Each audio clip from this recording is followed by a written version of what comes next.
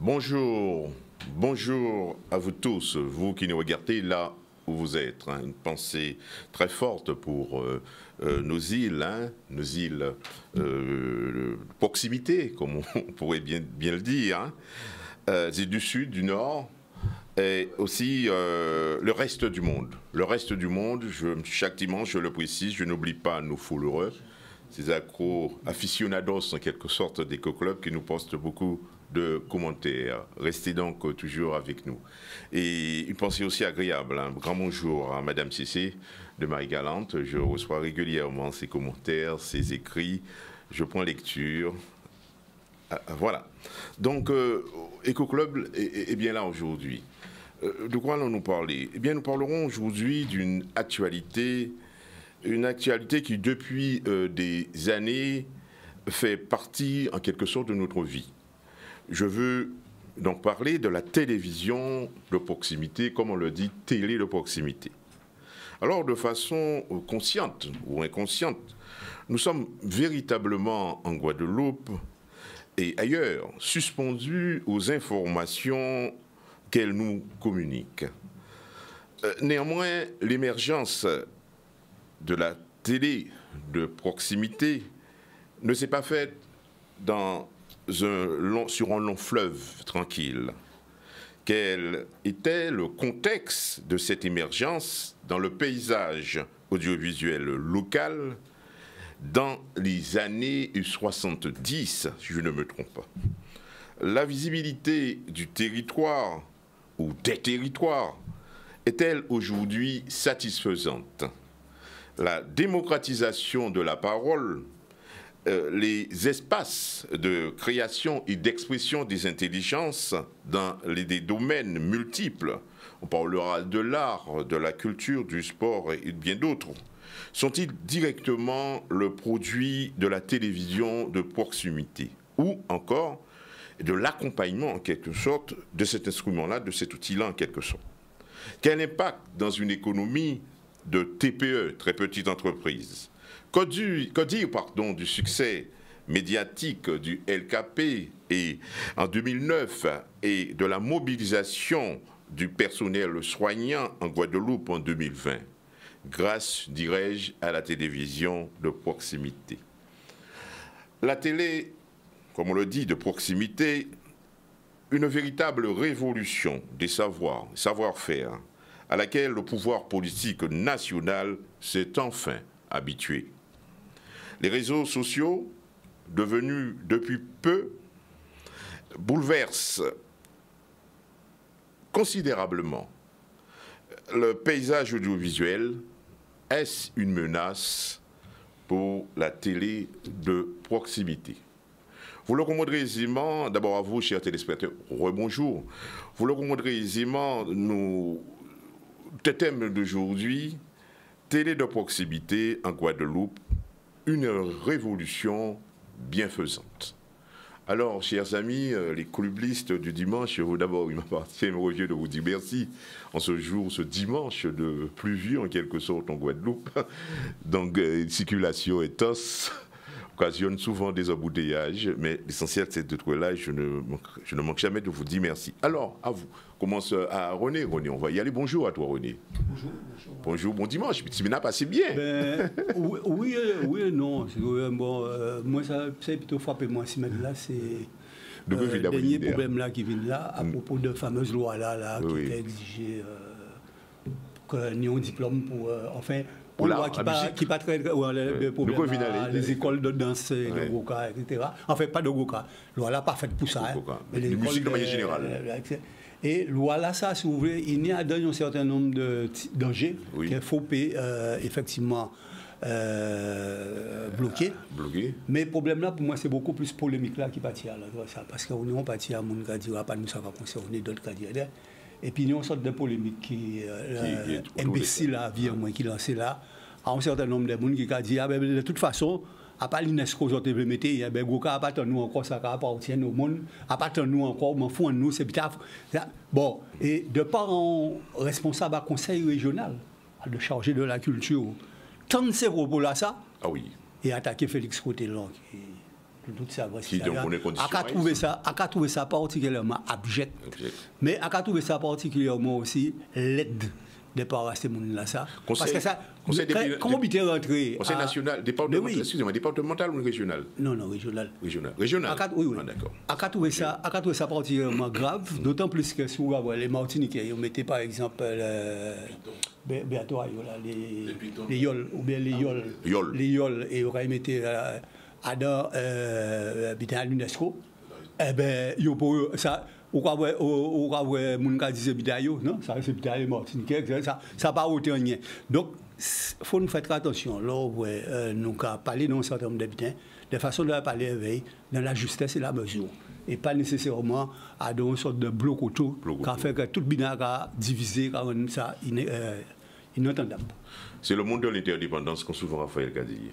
Alors bonjour à toi, Ramaï, bonne semaine. Le monde se porte bien, comme toujours, j'imagine. Oui, bien entendu.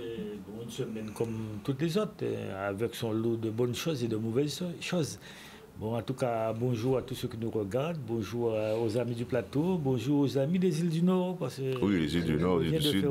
Nous souvent les oublie, et Marie-Galante, les Saintes et les autres, et puis nos amis qui nous regardent de l'Hexagone. À la Guadeloupe, partout. Bonjour à tous ceux qui nous regardent. Oui, puisque j'ai eu, quand je vous ai quitté dimanche, je suis allé donc dans un grand supermarché, donc aux Abîmes, et puis au moment où je m'apprêtais à monter dans ma voiture, il y a une dame qui m'arrête, parce que je venais de l'émission. Encore une dame? Une dame, c'est sûr. Fidèle, ce sont les hommes, les femmes qui sont très fidèles. Et d'ailleurs, elles sont très attentives, disons, aux belles choses. Elles prêtent de l'attention aux belles choses. Et n'a pas manqué de me dire, bon, félicitations à vous tous, hein, messieurs. Et puis, en tout cas, c'était très agréable pour moi d'accueillir, en quelque sorte, ces remerciements par une dame. Et pas moi, hein, c'est l'ensemble des Go Club. C'est l'ensemble des Go Club. Voilà. Alors, on verra peut-être tout à l'heure cette analyse. Oui, mais c'est vrai qu'effectivement, à longueur de journée, de semaine, des gens de tout milieu, hein, oui. Du grand public, comme dans le milieu des affaires aussi, oui. on rencontre des gens, et même dans le milieu des élus. Oui. Je ne vais pas citer, mais enfin bref. Oui, ils donnent leur avis, c'est très bien. On apprécie Canal 10, on apprécie les émissions qu'on fait, bon, avec surtout cette variation et cette divergence d'idées qu'on apporte avec des avis différents. C'est très apprécié et on reçoit encore des félicitations de la part des gens de toute origine, je dirais. On dit souvent que l'échange, la communication, c'est la plus belle des choses, dans la mesure, elle est bien différente d'une autre forme d'échange monétaire.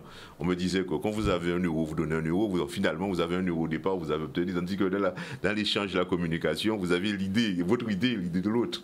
C'est là, Raphaël, à toi alors. Oui. C'est plus compliqué pour moi. Bon, bonjour tout le monde, hein. La vie est belle, ça va. On s'est bien levé ce matin, n'est-ce pas? Non, je suis, en termes de communication, parce qu'on parlait de communication, avec ce que tu dis. C'est beaucoup plus compliqué d'un point de vue psychologique. On fait beaucoup de stages de communication.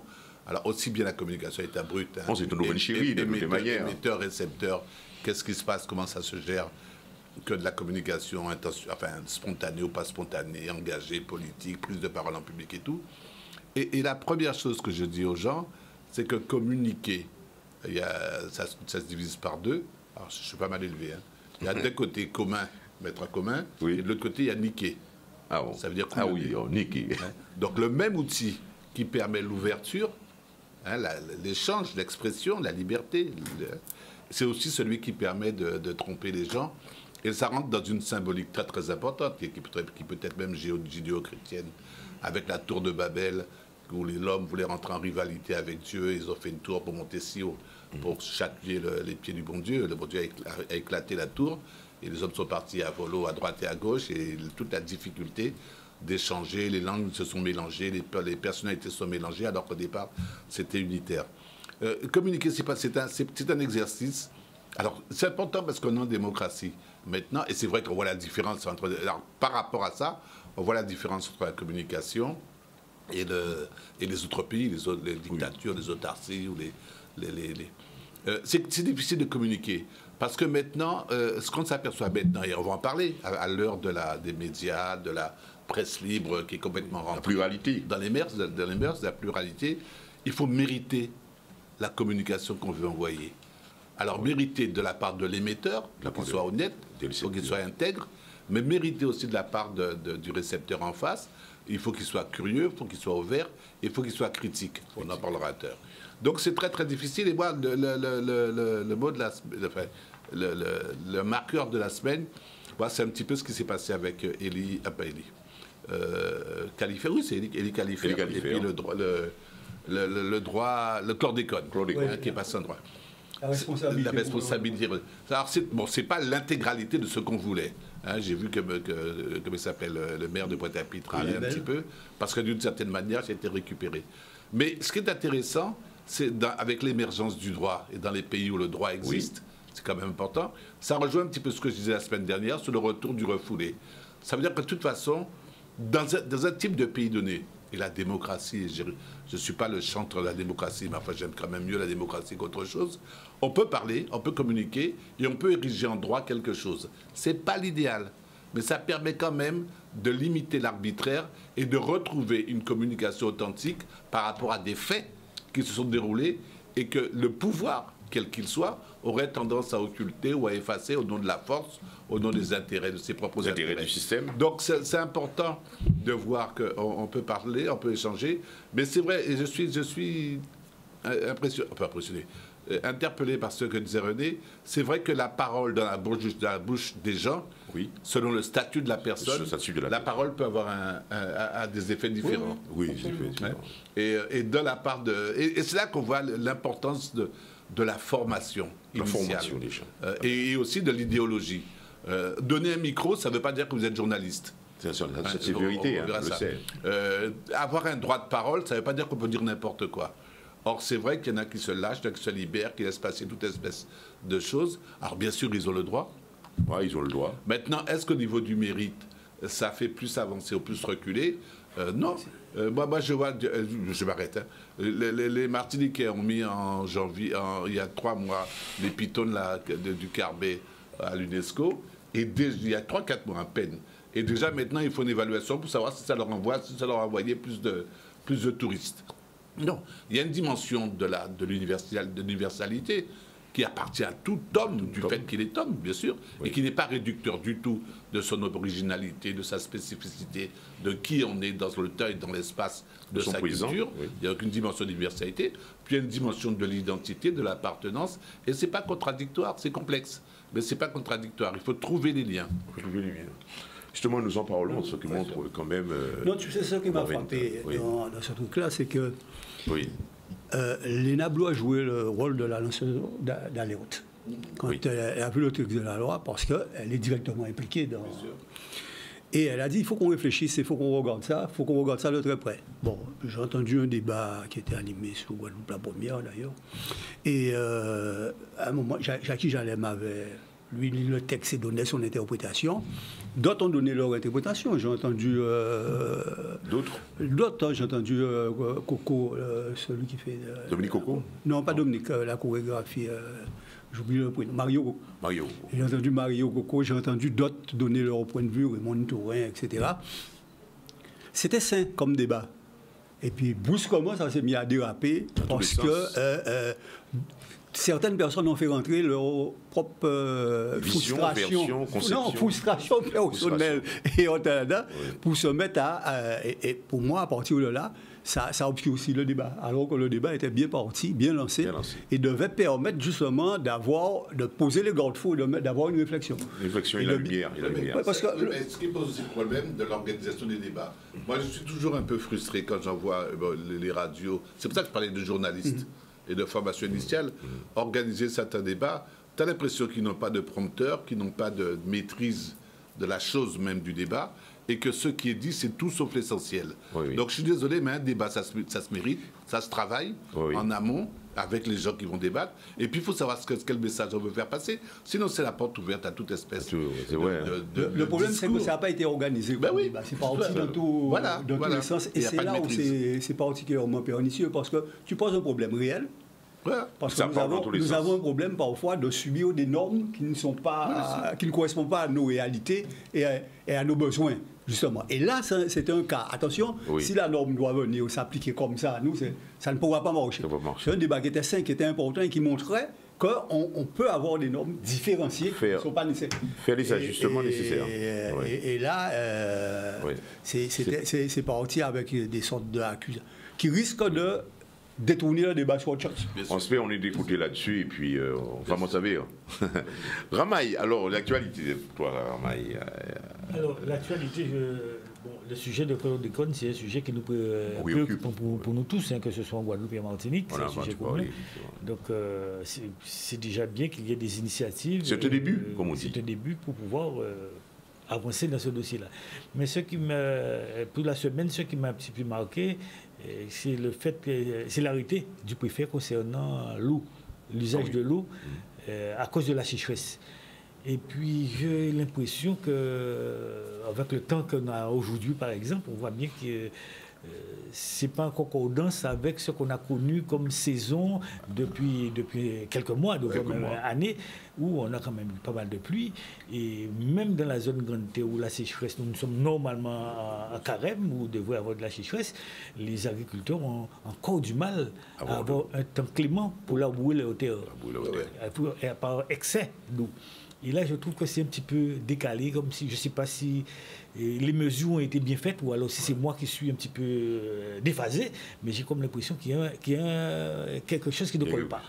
Avec, en fonction de la saison, les mois de pluie que nous avons eus, ce que constate sur le terrain, et puis ce que dit le préfet, qui certainement a eu quand même l'avis des professionnels, notamment de la météo, pour pouvoir prendre ces mesures-là. Donc, je me pose des questions et savoir est-ce qu'il n'y a pas quelque part une défaillance ou alors peut-être que c'est bien la réalité, donc à ce moment-là on s'adapte. Alors, concernant ce problème d'eau, tu évoques en liaison avec la problématique de l'agriculture, j'imagine, souvent je me suis posé la question, je me dis nous sommes entourés de mer ici, mais je ne sais pas, il y a bien des pays où il y a des usines de dessalement. Bien sûr.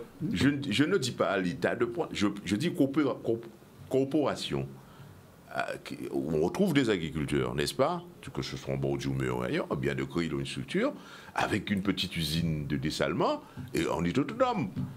N'est-ce pas? Moi, j'imagine penser à ça. On n'est pas en manque aujourd'hui. Non, mais le fait d'être entouré de mer. C'est pas un problème de manque, c'est un problème de gestion commune. De gestion commune, d'intelligence peut-être aussi. D'intelligence collective.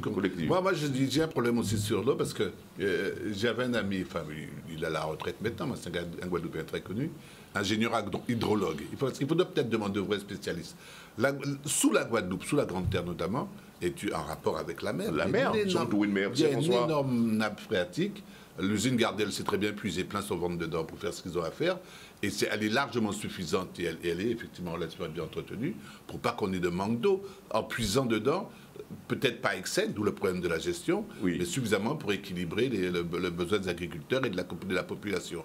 Je crois c'est toujours pareil. Tout le monde parle. Alors on ne peut pas empêcher. Nous également. On peut pas empêcher les gens de parler. Mais il y a un rapport à avoir entre le discours de l'expert, celui qui sait, et le discours du politique qui prend des décisions, et le discours du tout-venant. Bon, j'ai des amis qui habitent à Morne-à-l'eau. L'eau, dans les plaines, les basses plaines, l'eau sort des terres. Ils sont inondés. Il y a 1000 sources du côté de Rousseau, de Marieul, de tout ce que vous voulez. Ça sort de partout, ça suinte. Bon, moi je suis à Moule, j'ai trouvé de l'eau à 4 mètres. 4 mètres. J'avais besoin de l'eau, j'étais à 4 mètres. Le gars qui m'a dit que je suis pas tombé sur une nappe phréatique, je suis tombé sur un fleuve. Alors, je ne sais pas comment il imagine. Et que quelle que soit la saison, j'aurai toujours de l'eau parce que ça coule là. Bon. Moi j'ai des donc il y a des gens qui connaissent des choses. Oui. Donc il faut. Moi j'ai opté plutôt, au lieu de faire la fondation, j'ai opté d'abord pour des réservoirs environ, on a. Il y a toute une campagne. Il y a toutes des campagnes qui sont faites maintenant. Avec des réservoirs où on vit tranquillement. C'est pourquoi je le dis très sincèrement aux personnes, en matière d'indépendance, ce soit dans le cadre de l'énergie solaire et également l'eau, on peut gérer correctement en croisant les intelligences. Vous pouvez avoir des dispositifs de réservation de collecte de l'eau sur à partir de votre trottoir, et avec le système de solaire être aussi indépendant. Alors René, c'est surtout là où vous mettez les bons mondes aux bons endroits. Bon monde, ouais, parce que très sincèrement, tout ça, au pas même s'il y a dans l'Union question de gestion, au pas qu'à en politique qui pas connaître rien les problèmes de l'eau, gérer de là. C'est-à-dire, oui, c'est ça. Ni même ou pas choisir. Donc il faut que le politique après. Oui. Le politique, ce qu'il peut faire, c'est peut-être représenter parce que là, mais c'est pas lui qui donnera les expériences, c'est pas lui qui commandera. Il faut mettre des sachants à niveau là ça. Et il faut baser dans l'expérience. Et tout ça, ça. Bon, on a l'impression que parfois nous tête en bas. C'est-à-dire qu'il y a des gens qui comprennent qu'il y a un spécialiste à tout biter à la fois. Il faut faire très attention à ces situations-là.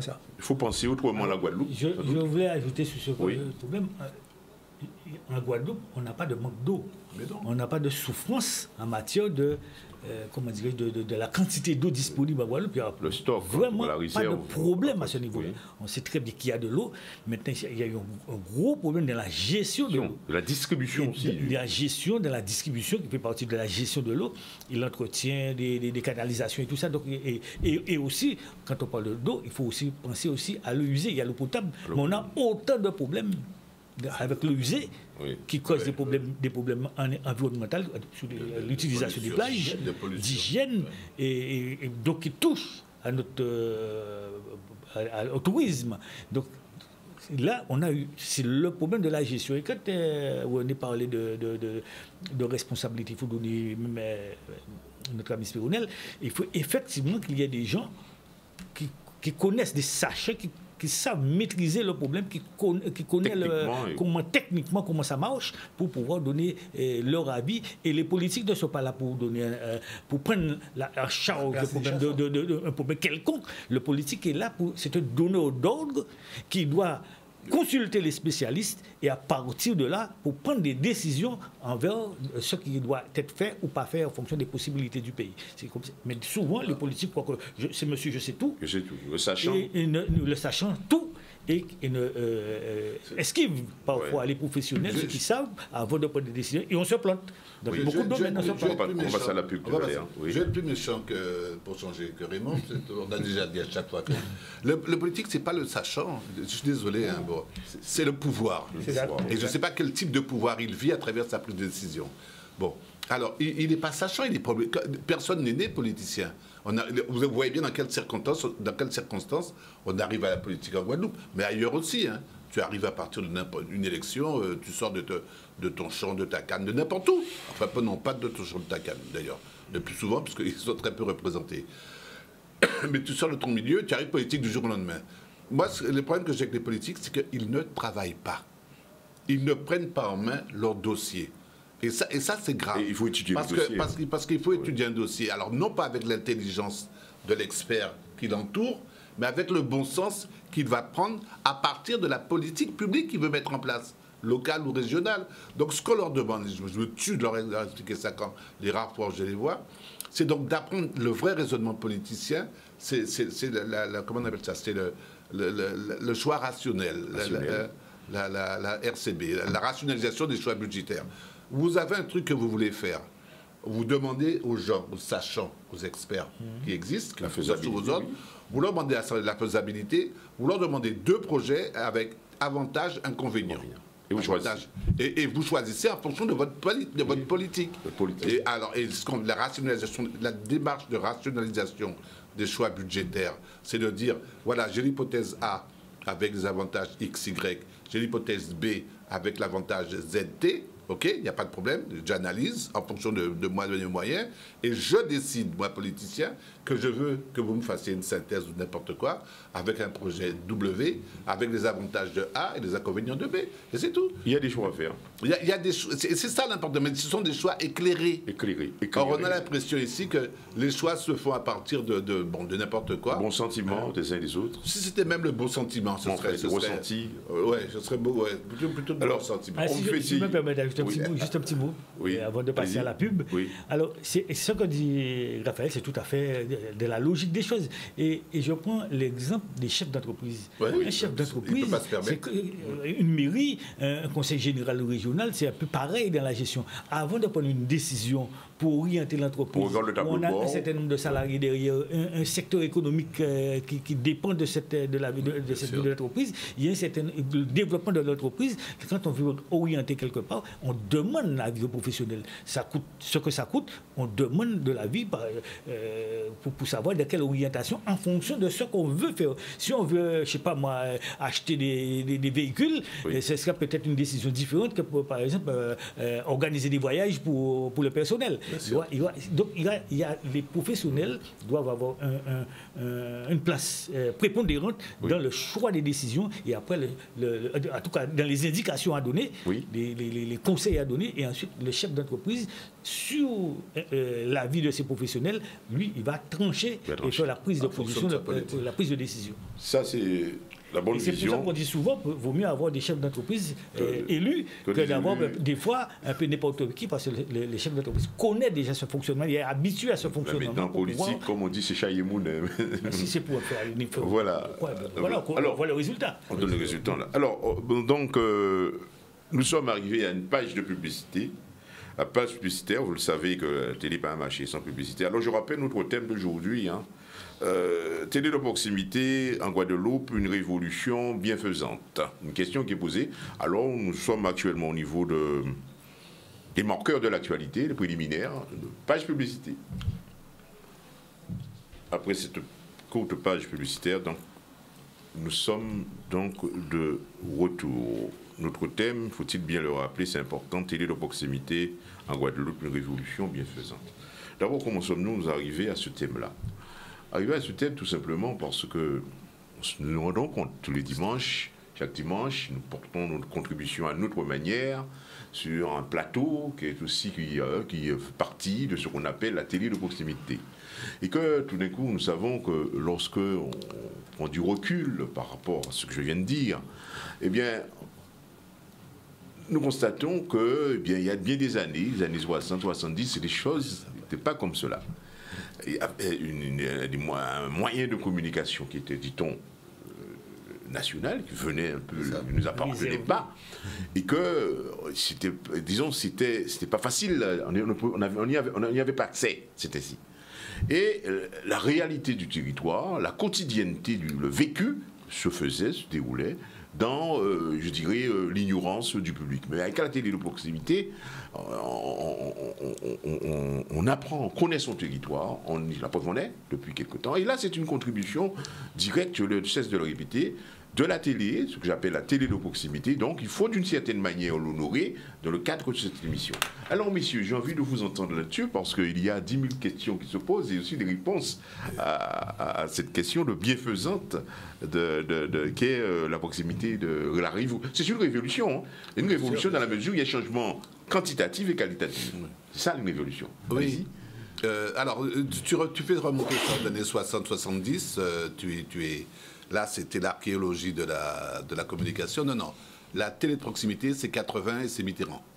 Ah ben là, je suis content de l'entendre. Je pense que indiscutablement. Ça, c'est Mitterrand. Et c'était un gros débat à l'époque parce que tu avais toutes les télé Main Street. Donc il y avait les radios aussi, les radios et tout, qui occupaient tout le terrain, qui avaient déjà accaparé le discours officiel et les propres discours d'influence ou d'opinion propres à chacun. Et le terrain, les territoires et les terrains étaient complètement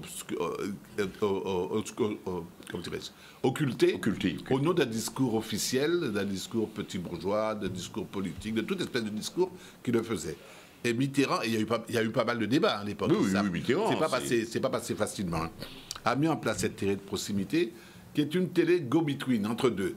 Ça veut dire que d'un côté, la proximité, c'est aller vers. Donc d'un côté, la télé va vers les gens, ou les radios, c'était les radios, vont vers les gens, et de l'autre côté aussi, les gens sont accessibles. Il y a l'aller-retour entre les deux. Et donc l'aller vers. Et le retour sur le terrain. Donc c'était une révolution extrêmement importante, et on a vu un foisonnement et une explosion de télé de toutes sortes, tout et n'importe quoi. Oui. Il a fallu réguler un peu par la suite, puis après ça a pris d'autres orientations, plus certaines politiques, d'autres publicitaires, d'autres mercantilistes. Enfin, il y a toute espèce de... Artistique, culturel aussi, très artistique. Comme on voit maintenant. Alors, c'est quelque chose qui a été extraordinaire, ça, faut comprendre ça. Par rapport pour revenir à ce que tu disais, aux générations d'avant, 50, 60, donc... et puis ce qui va se passer après, les années 80, les nouvelles générations, les générations justement, des médias, des masses médias, et puis aussi pas des masses médias, des réseaux sociaux, oui. Des réseaux sociaux, parce que c'est ce qu'il y a. Donc un langage qui se libère, un langage même à tout va, hein, oui. Un langage qui explose et qui va remettre en cause fondamentalement le rapport au pouvoir, à l'information. Qui détient l'information? Qui gère l'information et comment il gère cette information? Et donc, à travers ce qu'on va appeler l'espèce d'érotisme du droit d'expression, parce que c'est le droit, tout le monde peut s'exprimer, il suffit d'avoir un micro et tout, ça va, et à travers les canaux médiatiques, et notamment donc, tout ce qui passe par la télé, la radio. Mais c'est très important, n'oublions pas l'histoire de Orson Welles à New York. Il déclare que les Martiens sont arrivés, ont débarqué, panique générale, les gens se suicident, etc. Et ça, c'était uniquement de la radio. Hein. N'oublions pas que des études ont été faites aussi sur Hitler, et on montre bien que Hitler et sa propagande radio a été très très importante dans son rayonnement, dans sa puissance. Donc il y a vraiment quelque chose qui se passe à travers les médias. Mais là, ça va poser, donc je vais m'arrêter là, le statut de l'information, d'où vient l'information, le statut du diffuseur qui diffuse l'information, le statut du journaliste, parce qu'avant il y avait journaliste, maintenant il y a animateur, il y a toute espèce de choses. Il ne suffit pas de donner un micro à quelqu'un, contrairement à ce qu'on pense. Pour dire qu'il est journaliste, il y a quand même une formation, il y a un cadre d'analyse, il y a quand même un background qui fait que le journaliste n'est pas simplement un bon diffuseur ou un bon animateur d'information. Et puis il y a le statut aussi du micro lui-même. Est-ce que le fait de parler devant un micro, ça vous donne une autorité? Ça vous donne une respectabilité parce que vous êtes devant un micro, vous êtes devant Vous êtes vu dans le monde. Et donc vous êtes vu. Alors en plus maintenant qu'Internet. Et puis le statut de l'informé.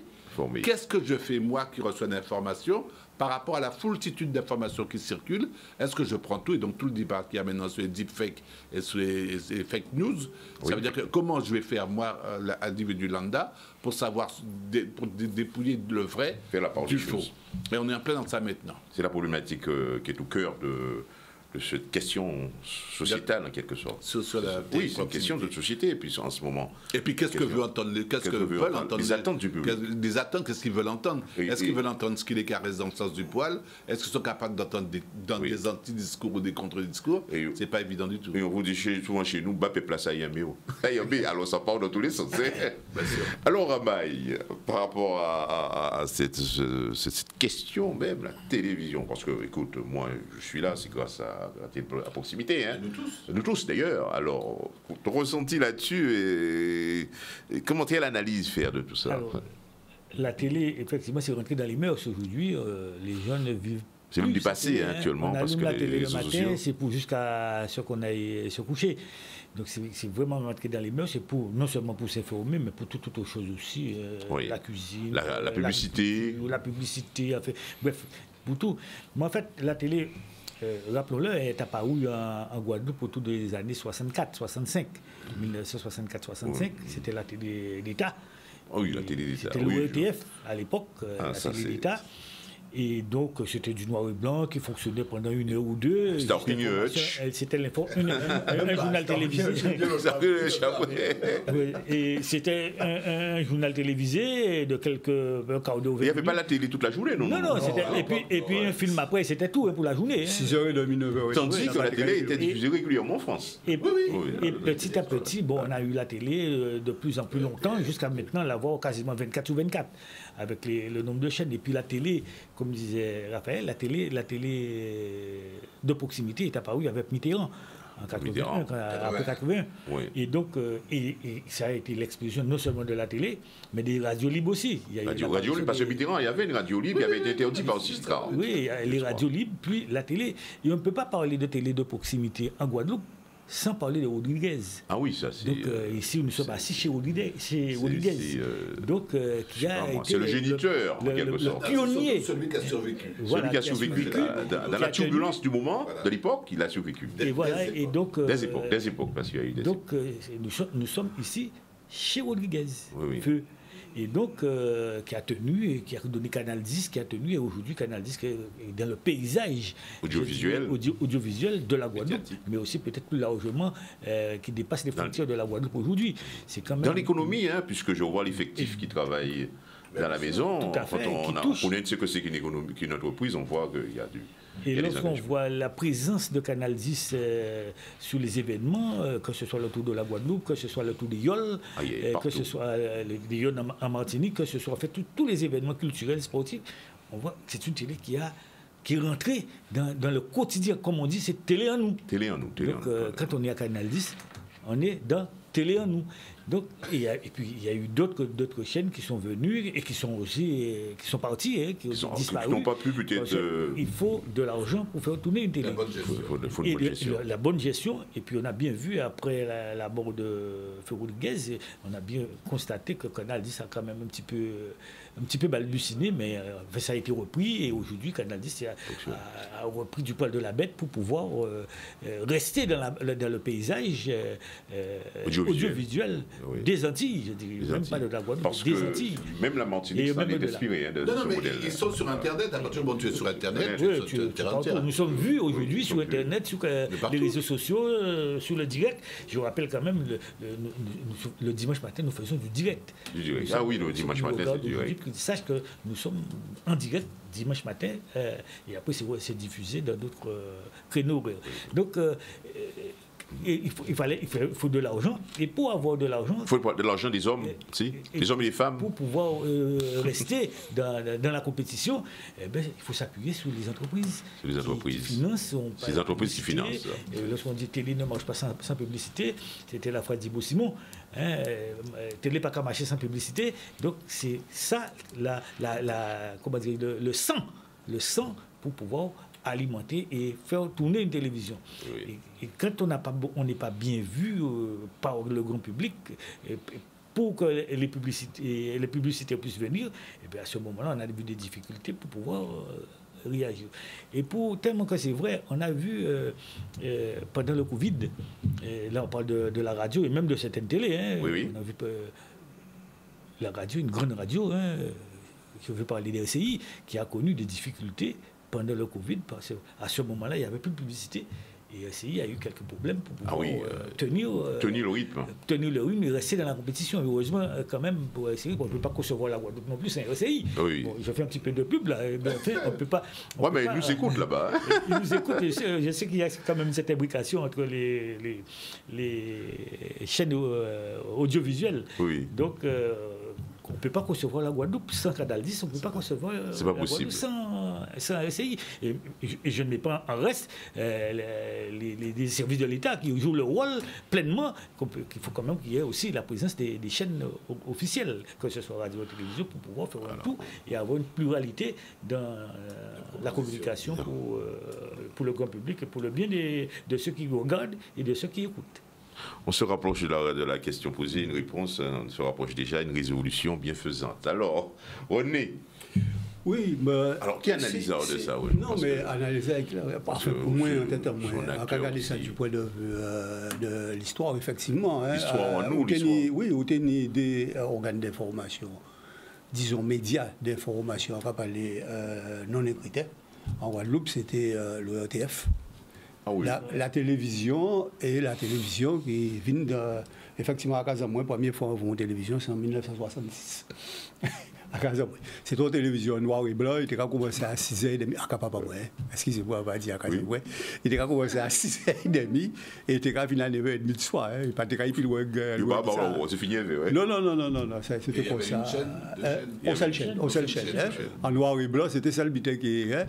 Bon, alors là, on monte nos postes télévision, parfois, on monte à venir ici. Oui, c'était des moments de réunion de famille, très souvent. De voisinage. C'était de voisinage même, c'était bité en noir et blanc.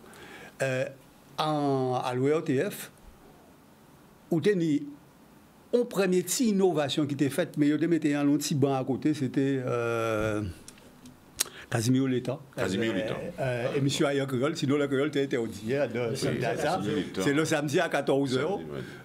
Casimiro Létan. Et moi, j'ai passé temps à écouter Casimiro Létan le samedi. Oui, c'était. Bonjour, ouais, Caso pour le peuple et les beaux amis. Ouais, et l'émission est là, c'est extrêmement intéressant, extrêmement bon. Et c'est ça l'émission qui a parlé du local d'ailleurs, de tout ça qui a passé en pays. Sinon, l'information était très régulée et contrôlée à un moment là ça.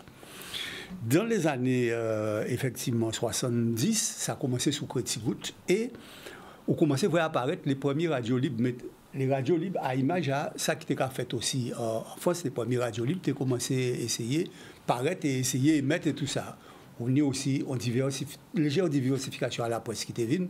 Encore rappelez-moi à l'époque là ça, on tenait l'indépendance qui était fait toutes les semaines. Et on tenait par exemple Jakarta qui tombe mensuel, etc. Et puis il y a d'autres journaux encore qui étaient commencé, Nouvelliste pour plus indépendance par rapport à etc. Tenir le progrès social qui toujours qui était le patron, le doyen même à niveau là ça, l'étincelle qui était les journaux de parti, l'indépendance, l'étincelle, etc. Et au niveau des radios, il y a une question là vient poser et Mitterrand justement a dans là où il vient présenter le président de la République française, il te mettait ça dans le programme libérer la parole. Libérer la parole et officialiser les radios libres. Ça, bon. ça. Et il y a une des premières radios, parmi les premières radios libres, c'était une radio tambour bambou. Radio tambour. Mais encore quoi que c'est radio tambour bambou, parce que les radios c'était ou bien les radios même libres et tout ça, hein, c'était ou bien musique et parfois ils étaient associés à vos enfants, c'était relayé au niveau. Et radio tambour, c'est certainement la première radio de proximité là même qui tenait.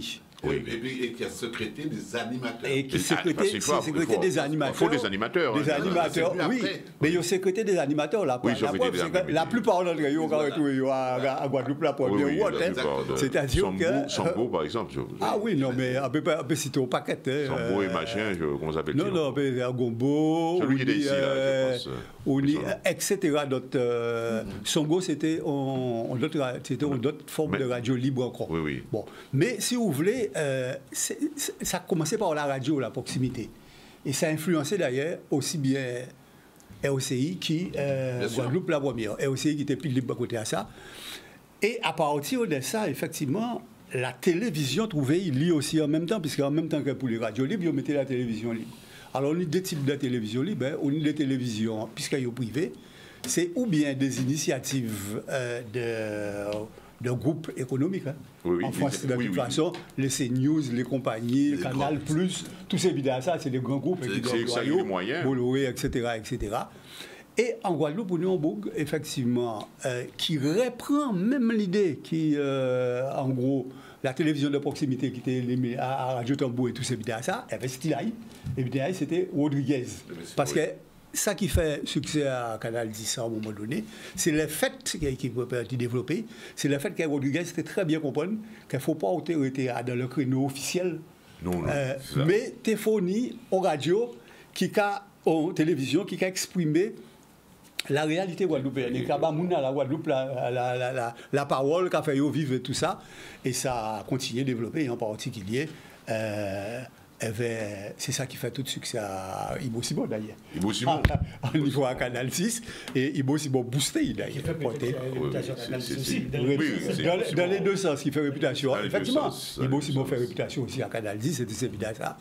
Elle avait aspect positif, aspect négatif que ça tenait. Hein. Mais en fait, c'est à partir de ce moment-là ça qu'on voit, même au niveau à Guadeloupe, tout ça, que les premières émissions de proximité aussi commencé faites.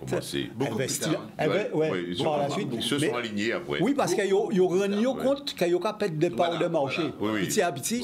Donc, qui au niveau radio est obligé de rentrer petit goutte dans ça, mais à d'autres styles pour pas ni l'ordre, etc. Et maintenant, ça nous va constater. Bon, alors, ça qui, si vous voulez, dans la partie moderne, parce qu'à un moment donné, là où ils ont fait ça, ils ont essayé effectivement faire un petit goût de à Canal 10. Mais ça qui booste Canal 10, c'est capacité d'être, puisqu'il n'y a pas tenu la possibilité de faire du direct, mais de transmettre presque en direct un certain nombre d'habitants que Guadeloupe la première, compte tenu que son habitant officiel, il toujours tient par des impératifs gouvernementaux. Mouvement 2009 là, si vous voulez, les faits que Canal 10, Tebaïli, en différé, mais en très léger différé, mais pratiquement en direct. Dans un débat là qui était fait au Rolls Royce Center, ça fait booster. C'est Canal 10. Et c'est pour ça qu'après ça, toutes les négociations, il a fait, il dit, il ne veut pas, et il a vu nous toutes parce qu'il a dit, est-ce que nous ne pouvons pas filmer, pas de hier, pour, etc. Mais si vous voulez, ça permet justement Canal 10 de venir beaucoup plus la télé de la proximité et qui cabat le peuple à la parole, de même qu'un certain nombre de radios étaient à niveau là ça. C'était des combats pour que les maintiennent ces vidéos. Parce que moi, rappelez-moi. Avec le peuple aussi. Rappelez-moi, Radio Tambour, c'était un sacré combat. En passé quelques nuits à dormir l'escalier, tout ça, pour empêcher que les Koyokadiens, la répression vienne envahir et faire Radio La Paix.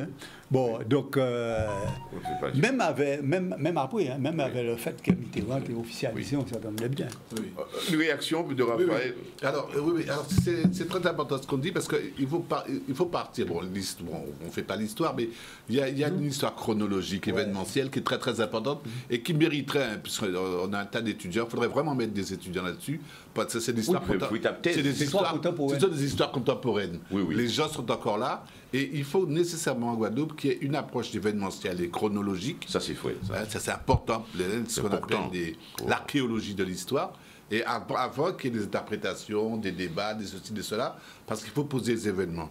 Mais ce qui est important avec la proximité, c'est le mixte que réalise cette information. Alors, c'est un mix. Alors, aujourd'hui, c'est plus facile à voir, mais dès le départ, c'était déjà introduit dans le processus même qui allait amener vers les réseaux. Bon, bien sûr, les réseaux, la connectivité, la réactivité par rapport à l'événement et le fait d'aller sur place et d'accompagner l'événement lui-même une fois qu'il était là. La publicité, bien sûr, c'est important. La publicité, les publics, la dynamique de développement, les évolutions technologiques, très très important. Maintenant qu'on est à l'ère du numérique. On a vu. Et puis les thématiques propres à la proximité. Les Main Street des chaînes nationales parlaient que des événements nationaux. Tu savais tout ce qui se passait en France, éventuellement un petit peu en Europe. Tu habites à Morne-à-l'autre, tu sais pas ce qui se passe dans la ville. Et cette dimension. Moi jusqu'à présent, je le dis souvent, je joue à Carrefour, je dis souvent que, mais c'est terrible, les plus belles émissions que j'ai vues sur la Guadeloupe venaient du Canada. De National Geographic ou des choses comme ça, des trucs extraordinaires. La première émission que j'ai vue sur Cousteau, sur les jardins remarquables en Guadeloupe, ou des choses comme ça, c'était National Geographic qui a fait ça. On voit ça à travers, je ne sais plus quelle chaîne. Donc, il y a, bon. Et puis le rôle de cette espèce de leadership qui est monté. Alors, on avait un leadership syndical depuis longtemps, des personnes fortes en thème, fortes en gueule, fortes en ceci, ça existait. Mais le leader d'opinion, le leader émergent, on parlait d'Ibo Simon, mais c'est incroyable. Il faudrait faire une thèse sur cet individu, son histoire, son émergence, la période dans laquelle il était, à quel moment il est apparu. Et donc, la place des leaders d'opinion, la place de l'expression. Et de quel type d'expression? L'expression orale, au sens pas verbal, pas le beau parler des beaux journalistes bien faits, mais le déclaratif, l'oralité.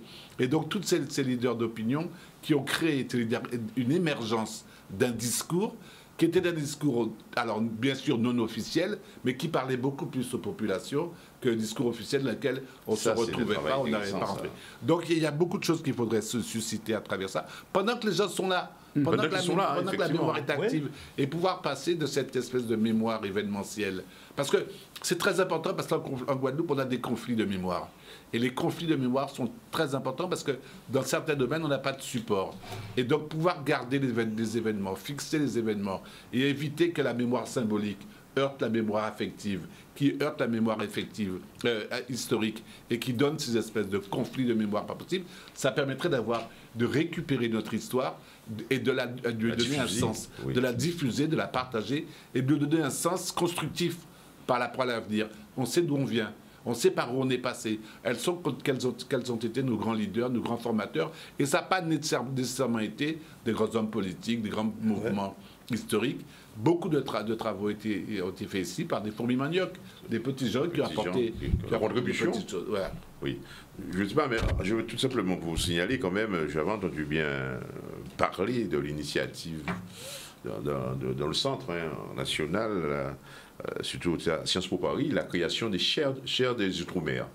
C'est-à-dire, vous mettez un concentré d'écrits, et très certainement l'histoire en question que nous évoquons, de l'émergence des radios et autres en Guadeloupe, pouvait tout à fait trouver sa place. Et une parenthèse aussi pour en finir. Vous le mettez Paris. Oui, mais je vais vous dire, d'abord en Guadeloupe et ensuite ailleurs. Pour faire une critique. Parce que en Guadeloupe, nous n'y ailleurs, nous dans tous les pays, quoi, dépendance. En Guadeloupe, bon, là c'est moi qui je règle mes comptes. C'est le pays où il y a le plus d'anthropologues. Tout le monde anthropologue, tout le monde sociologue associé. Tout le monde Non, anthropologue, tu es sorti quelque part, tu as fait des études. Donc va voir.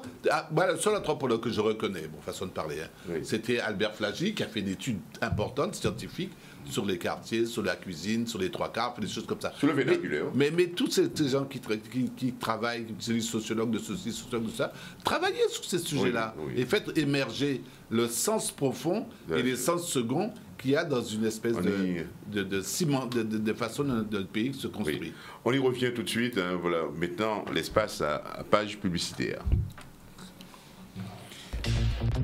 Nous sommes donc de retour. Notre thème, télé de proximité en Guadeloupe, une révolution bienfaisante. Alors, messieurs, téléspectateurs, vous avez bien assisté à ce débat qui a commencé sur les 3 quarts d'heure. On a vu, on a abordé, on a bien signalé que l'émergence de la télé de proximité ne s'est pas faite sur un long fleuve tranquille. Nous avons analysé aussi le contexte de cette émergence dans le paysage audiovisuel guadeloupéen. Nous avons parlé aussi de la visibilité du territoire, à tous les niveaux d'ailleurs. Alors, il faudrait donc poursuivre là-dessus la démocratisation de la parole, etc. Alors, on y va. Alors, dans cette... Excuse-moi. Dans cette... Au cœur, effectivement, du débat, c'est la démocratisation de la parole. Mais ce n'est pas parce qu'on va démocratiser la parole qu'on va pour autant ouvrir la parole en termes... Parce qu'il y a la logique de l'émetteur, il y a la logique du récepteur. Et démocratiser assez souvent, ça a été rendre populaire une parole sans que... Le problème, c'est pas rendre populaire, c'est qu'est-ce que la parole veut dire. La parole, c'est qu'un outil. Pourquoi tu parles? Quel est l'objectif? Et donc là, on s'est aperçu, même s'il y a des efforts qui sont faits maintenant, qu'il y a eu un glissement. Les télés de proximité, les premiers, ont eu tendance à s'installer dans le commentaire, dans le candidaton, dans la logique d'opinion. Alors qu'en face de ça, c'est vraiment ce qu'on appelle la parole déclarative, l'oralité. Alors qu'en face de ça, il y a d'autres personnes dont le souci, avec la même parole, c'est l'analyse, la synthèse et la sémantique, l'analyse du contenu. L'antithèse.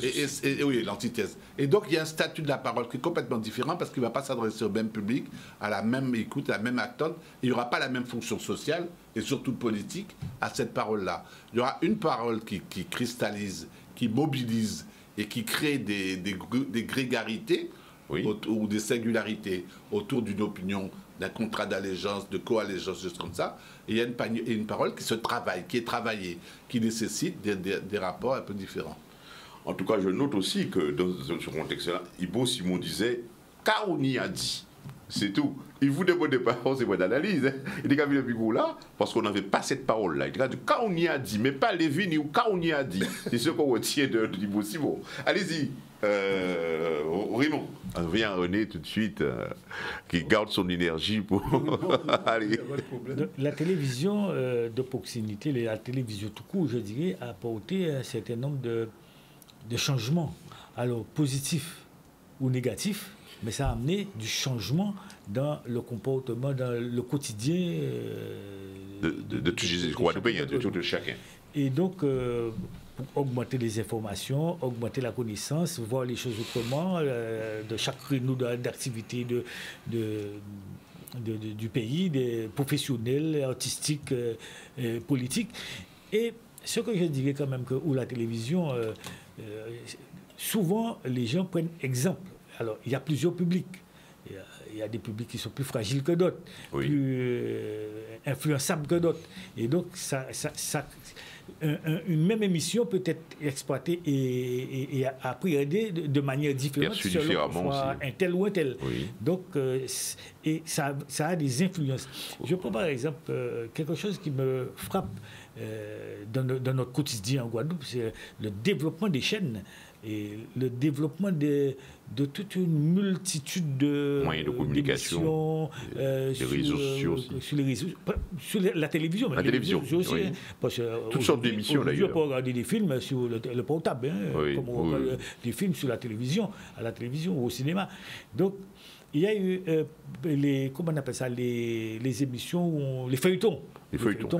Ah, les feuilletons. Alors, où c'est très regardé par certaines personnes. Aujourd'hui, nous sommes dans un pays où il y a beaucoup de chômage, donc le temps passé devant la télévision est énorme, parfois, en tout cas pour certaines catégories de personnes. Et donc, et les gens ont tendance à copier sur ce qu'on voit à la télévision. Le comportement des gens. Et je fais plutôt allusion notamment à nos jeunes femmes qui regardent la télévision, qui veulent imiter dans leur comportement, dans leur attitude, dans leur physique, dans leurs paroles, dans leur gestuel, dans la tenue vestimentaire. La tenue vestimentaire surtout. Et le maquillage. Et avec tout ce que ça comporte. Ça, c'est de l'imitation, reproduction, copiage. À outrance. C'est plus de la manipulation. Manipulation. Reproduction systématiquement ce qu'on voit ailleurs. Et ces gens-là veulent traduire, en tout cas ce public-là, je ne dis pas, c'est pas pour tout le monde, mais ce public-là, il y en a pas mal, il y en a beaucoup même, veulent instaurer ce comportement dans la vie de tous les jours. Et on voit bien que pour cette catégorie-là, il y a un changement de comportement. Par exemple, dans les jeunes couples aujourd'hui, mais ça a modifié le comportement des jeunes, notamment, et des moins jeunes aussi, qui reproduisent ce qu'ils ont vu à la télévision. De reproduire ce qu'ils ont vu à la télévision, dans les feuilletons, dans leur couple. Oui, et on voit bien le phénomène d'aujourd'hui commence à modifier les mœurs, pas seulement en Guadeloupe, hein, c'est un peu partout. On parle seulement en Guadeloupe, on parle de la Guadeloupe, mais c'est un peu partout. Je pense que c'est à peu près pareil. Et on voit bien qu'aujourd'hui, les couples ne tiennent plus. Dans le temps, pour des couples divorcés, c'était occasionnellement qu'on avait des couples divorcés. Aujourd'hui, ça fait partie de phénomènes de mode. Je me marie et je divorce 2 mois, 3 mois, 6 mois après. Et donc ça engage la personne à une certaine liberté, le fait de changer de statut. Et puis après, on connaît les conséquences. Et puis on voit que dans ma profession d'enseignant, quand j'étais enseignant, mais j'avais des enfants, mais ils étaient de même permis, même à 90% en début de carrière. Je finis ma carrière où c'était carrément la moitié des élèves, c'était des couples recomposés. Et avec tout le tralala de problèmes que ça comporte. Et qu'on voit aujourd'hui, on entend des morts tous les jours. Donc on voit. Et il faut quand même aller vers la raison. Et la télévision restera la télévision. C'est pas parce que on voit des choses à la télévision qu'on dit bon, je vais faire pareil. C'est pas possible. Ce sont des choses organisées pour la télévision. C'est fait pour la télévision. C'est préparé pour la télévision. Et donc, des fois, ça n'a rien à voir avec la vie de tous les jours. Il faut que ces gens-là puissent comprendre. Bon, regarder la télévision, c'est normal, mais il faut quand même rester dans la limite de ce qui est possible dans la réalité et de ce qui n'est pas possible. Et puis, pour pouvoir s'adapter à ce phénomène qui envahit notre vie. Qui gagne notre société. Des publicités, des émissions d'imitation. Il y a ça à traiter et que les gens puissent comprendre. Je ne sais pas comment il faut faire, je n'ai pas la solution, mais il y a certainement quelque chose à faire à ce niveau-là pour ramener les gens, en tout cas cette catégorie de personnes, à la réalité et ne pas confondre ce qu'on voit à la télévision, comment on appelle ça les gens, télénovelas, et puis la réalité. Il faut quand même faire cette séparation et avoir cette habilité de faire cette distinction. Tout à fait. On vient, René, bien entendu, après cette analyse de Ramaï Dafarel, on voit bien que l'impérialisme culturel qui est suivi ensuite par l'impérialisme économique, eh bien tout cela est véhiculé en quelque sorte par la télé, si vous voulez aussi. Pas que la télé, mais la télé. Alors, René, Oui, par rapport à tout cela, nous avouons que on y a pensé pour notamment les grands mouvements que nous avons connus en Guadeloupe, notamment en 2009, pour faire allusion à ça, et aussi la mobilisation autour du Covid. Eh bien, la télé de proximité a été dans le bain aussi. Hein. Elle a informé, d'une manière ou d'une autre, mais en tout cas, elle a apporté sa contribution, la télé de proximité. Oui, non, mais de toute façon, depuis un petit moment, si vous voulez, il y a une confusion aussi entre télé de proximité et puis télé de l'événementiel. Hein. Parce que oui, l'événementiel. Non, on parle de l'événementiel, les événements. C'est-à-dire les événements après parfois le parle et l'analyse, quoi. Et ça n'a pas nécessairement propre à la télévision de proximité. Toutes les télévisions ont le même style de vidéo à ça. Si vous voulez, c'est au plus faire le buzz, c'est-à-dire porter l'information que l'autre l'a pas ni pour payer. Mais parce que la population en attend aussi, des fois. Oui, non, oui. Mais la population là, certainement, en attend de connaître. Mais aussi, il y a besoin, si vous voulez, beau cantage entre mon analyse pour permettre de faire une idée. Faire une idée à niveau là ça. Donc, si vous voulez, généralement, si vous voulez, même à la canal des mouvements sociaux, les 3/4 du temps, c'est surtout l'événement qui est important. C'est-à-dire, si vous faites différents côtés, pas de problème, il est complètement couvert. Si vous manifestez au d'autres gens, tout ça n'est pas cet goût. Hein. Bon, si vous voulez, c'est tous ces aspects. Mais oui, c'est tous ces aspects-là, ça que vous faites attention à niveau là ça. Pourquoi on a dit ça? C'est d'avoir les réseaux sociaux viennent pratiquement télévision à chaque moment. C'est-à-dire, à part encore, on ne peut pas parler de proximité encore. C'est-à-dire, dans les réseaux sociaux, tout et n'importe quoi qu'a dit. Tout le monde qui connaît, qui pas connaît, peut exprimer. Et compagnie bocantage. C'est-à-dire, pas de débat, pas de discussion. Eh bien, on y parfois ça va crier en fake news, mais enfin, des informations qui complètement en travers, assez où qu'il est à droite et à gauche. Qui pas vérifié. Qui pas vérifié, et on y des gens qui pas connaissent, qui reprennent à compte, etc. Et c'est là que nous avons un gros problème, sans compter qu'on a d'autres types d'habitants, hein, qu'on les gens qui aura un accident là, ou porter mon là à 5 coups, il aurait filmé à tel là. Des habitants comme ça qui c'est des habitants inadmissibles, c'est du voyeurisme, point final. Donc, si vous voulez, c'est les défauts qu'il faut réussir à gommer. Ouais. Mais ça, il faut savoir aussi, c'est que, si vous voulez, la télévision, il a joué un rôle éducatif, qui vous voulez, en bon ou en mal. Oui. Il a joué un rôle éducatif. Nous avons parlé des télé tous ces vidéos à ça.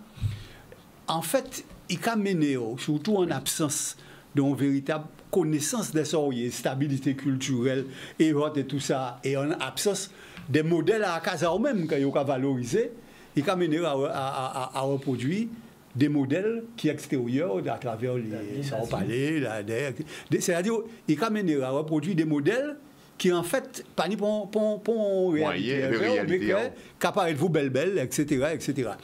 Et ça a une incidence aussi bien au niveau à des jeunes bougs.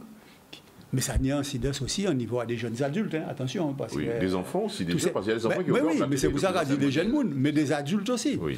Et si vous voulez, on a des valeurs qui sont véhiculées aussi à travers ces vidéos, qui capent de ces mondes-là, des valeurs qui, bon, puisqu'il y a une télévision là. C'est ça. Mais c'est parce qu'il y a un aspect là, ça. Hein. Oui.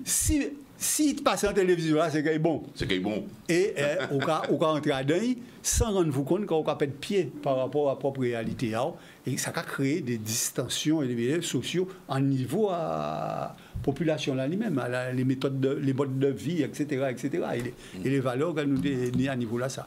Ouais. Donc, si vous voulez, il faut bien garder tous ces vidéos ça, parce qu'on croit que le gros problème là, c'est surtout l'absence du contradictoire dans tous ces vidéos qui n'est pas respecté. Pas respecté. On ne peut pas faire reproduire une information comme ça sans que... La vérité émerge du contradictoire, on dit. Ouais. Alors, René Bayavi, le contradictoire,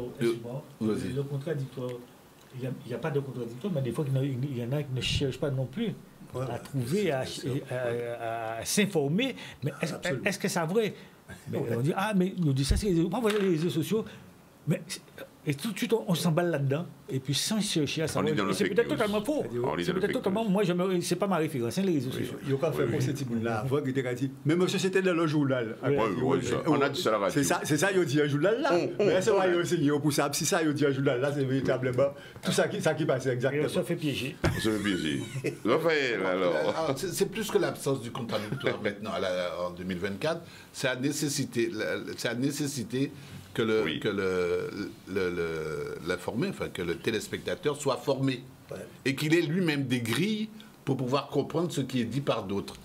Et le choc, on l'a vu, le choc s'est fait quand on est passé du mode dominant radio à un mode dominant télé. Mais tout ça, c'est récent, c'est notre génération. Le mode dominant radio, c'est l'oreille. Et effectivement, on était sensible aux voix, à la force, à l'autorité de quelqu'un, à la clarté de ce qu'il disait. Et c'était des ondes sonores qui comptaient. Avec la télé, on est sensible au visuel. Et donc, qui dit le visuel, dit l'image, dit le paraître. Et la priorité va être à des formes d'expression qui peuvent être complètement travaillées, manipulées et portées par des choses. Donc, à une certaine qualité et aussi à la projection que le téléspectateur va faire à travers la personne qui est en face, la starisation. On le voit maintenant avec tous les phénomènes qui se passent, notamment par rapport aux dérives sexuelles de certains grands journalistes ou cela, toute cette starification qui va être donnée aux gens, à la limite, à l'époque, il y avait une maladie mentale qui a disparu maintenant parce qu'elle s'est banalisée, qui était l'érotomanie. Les gens tombaient amoureux, littéralement, de modèles qu'ils voyaient à la télé, avec des rapports très... Et on cherchait à copier, effectivement, à s'aligner sur ce comportement-là. Alors, ce qui va être important avec la télé, c'est que ça va jouer aussi, en termes d'influence, donc, sur les catégories, c'est ce que disait René, sur les catégories de légitimité et de crédibilité. Or, ces catégories-là sont créées ailleurs. La légitimité, parce que c'est dit à la télé, c'est vrai. Parce que tel parle a été à la télé, c'est une voix d'autorité, c'est une voix responsable, c'est un mec important. Bon, la crédibilité, pareil, selon la manière dont on dit les choses. Alors, il y a des milliers de tests qui ont été faits comme ça. La même phrase, le même contenu dit avec des voix différentes, des moments différents. Il y en a qui sont jugés crédibles, ça passe. Il y en a qui sont jugés pas crédibles, selon les grilles d'analyse que vous avez. Donc, il y a une nécessité maintenant, et c'est ça pour le téléspectateur, pour en tout cas l'interlocuteur, d'avoir à se former. Il ne peut pas recevoir une information bouche bée comme ça, comme si c'était une béquille, un truc qu'il recevait. Il faut qu'il ait un minimum de grille d'analyse, un minimum d'histoire. Il ne faut pas qu'il soit dépendant par rapport à ce qu'il reçoit. D'où la nécessité maintenant de penser le consommateur, non pas dans des échelles de consommation classiques, où on reçoit la béquille, mais autrement. Parce que ce qui domine maintenant dans les masses médias télévision, c'est toutes les stratégies d'influence qu'on met en place et toutes les stratégies de manipulation directe ou indirecte. Et là, on va rentrer en période politique. Vous allez voir que ça va marcher à 2000 à l'heure. Parce qu'effectivement, les enjeux, alors qu'ils ne sont pas les enjeux d'information, mais qui sont les enjeux de pouvoir, vont prendre le dessus. Il ne faut pas que l'enjeu de pouvoir l'emporte sur le pouvoir. Alors, et là, on rejoint un truc un petit peu intéressant, parce que déjà, du temps de Socrate, on disait que le pouvoir appartenait à celui qui savait. Il faut savoir pouvoir. Il faut savoir pour utiliser le pouvoir. Et donc là, par le transfuge d'un média, vous arrivez à des niveaux de manipulation ou d'influence des gens en donnant l'apparence aux choses. Alors, pour nous, notre société qui est très aussi dans le paraître... Dans le paraître, que dans le être. Ça peut être important. Ça peut être important. Alors, l'image est devenue quelque chose d'extraordinaire aujourd'hui. Quand la radio ne compte plus, c'est l'image, c'est la télé. Mais je voulais dire aussi que à travers la télévision, naturellement, on vient à la télé, on est vu, on est content, en tout cas pour certains, pour faire un petit peu... On doit dire la bonne parole aussi, dans la mesure possible. Mais on voit bien que la télévision, c'est dangereux. C'est dangereux, ça peut autant te faire que de te défaire. Un mot, un comportement, un style, je prends pour les hommes politiques par exemple, et puis ça peut te faire monter, jaillir, ou alors te descendre. Absolument. Alors la télévision, c'est à double tranchant. Donc, on a bien vu, par exemple, on a un président, alors prenons le cas du président Macron aujourd'hui, qui est tout le temps à la télévision, c'est un peu normal, c'est lui le président, donc c'est toujours lui qu'on verra pour faire passer certaines informations, pour il a le pouvoir. Oui. Donc, il doit transmettre, il doit communiquer, donc il doit être à la télévision. Mais pendant qu'il passe, on peut dire que, ah oui, mais il est tout le temps à la télévision, il a un avantage pour être, par exemple, réélu. Oui. Mais c'est peut-être aussi, à travers cette télévision, ce même passage à la télévision qui va le descendre, qui va le rendre impopulaire et non éligible. Comme sur la guerre en Russie. Comme sur la guerre en Russie, là, par exemple.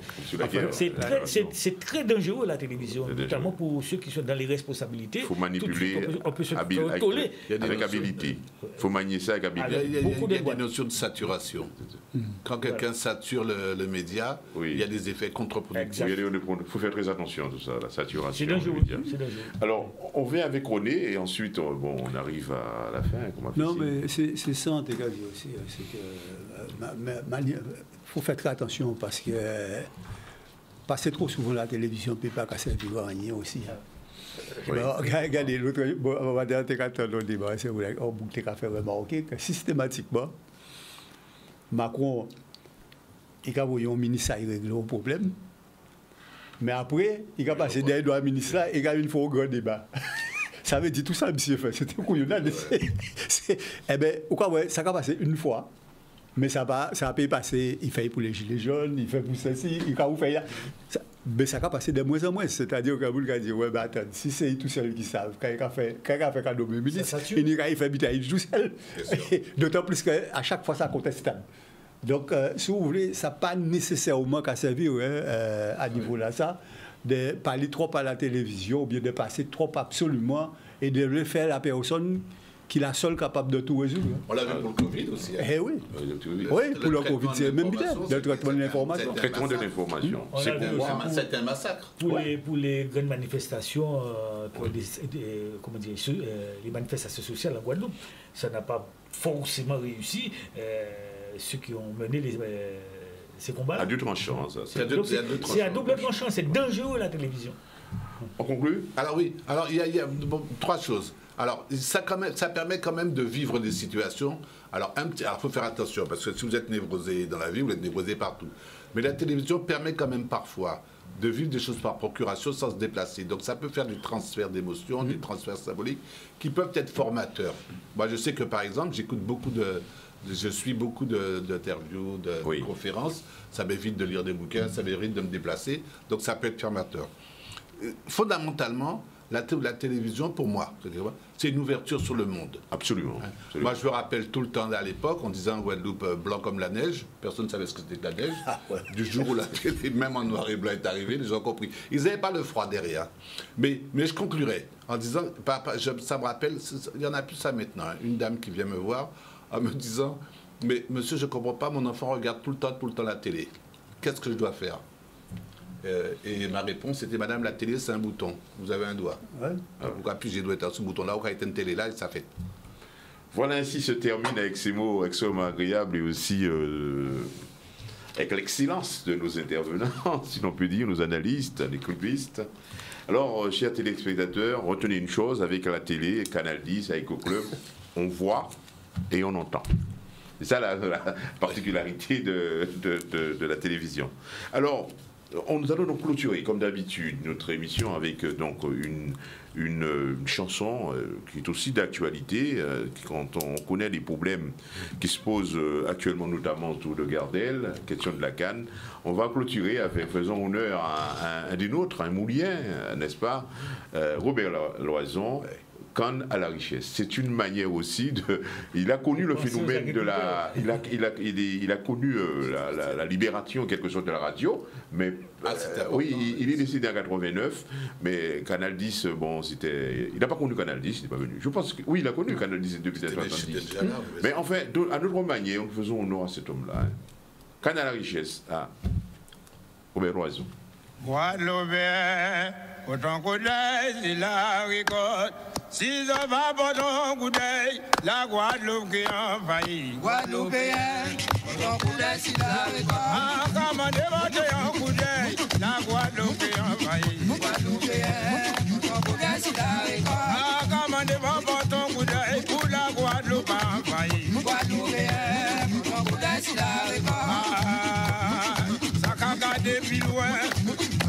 monter plus loin, ça va vider plus loin, et viser plus loin, ça va tirer plus loin, et viser plus loin. Donc il va en réunion, priez les conseillers que réunis, priez les députés, députés que réunis, priez les sénateurs que réunis. C'est pour eux en réunion, pour eux sauver les malheureux. Ah, si on va pas ton coup d'œil, la Guadeloupe est envahie. Ah, on va aller à l'usine, on va mater au bord, on va à bulldozer, les blancs à Baoli, pas bulldozer en caille, caille là, c'est même prix, pas bulldozer en fond, bon là, c'est même prix, aïe, bulldozer en wash là, c'est même prix, haché en gré en caille.